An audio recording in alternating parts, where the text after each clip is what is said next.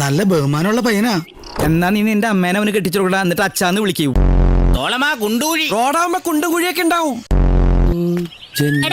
നിന്റെ അച്ഛനാടാ. അവനോടൊന്നും പറയണ്ട. അവനെ കൊണ്ട് ഈ കുടുംബത്തിന് എന്തെങ്കിലും ഉപകാരം ഉണ്ടാകുമെന്ന് വിചാരിക്കുകയും വേണ്ട. ഇവനെയൊക്കെ 10 മാസം ചുമന്നു പറ്റതൊക്കെ വെറുതെയാ. അമ്മച്ചി അമ്മച്ചി എപ്പോഴും ഇങ്ങനെ 10 മാസത്തിന് കണക്ക് പറയല്ലേ. അമ്മച്ചി ഒരു കാര്യം ചെയ്യ്, ഈ കൊട്ടയിലേക്ക് കയറിയിരിക്കെ. എന്നിട്ട് ഞാൻ എന്റെ അമ്മച്ചൻ ചുമന്നുകൊണ്ട് ഒരു 12 മാസം ഇങ്ങനെ നടക്കാം. എന്നിട്ട് ആ കണക്ക് അങ്ങോട്ട് വീട്ടാ പലിശ അടക്കാം. എന്താ ഞങ്ങളുടെ അപ്പ കെട്ടിപ്പോയി. അപ്പൊ ഞാനാരാ?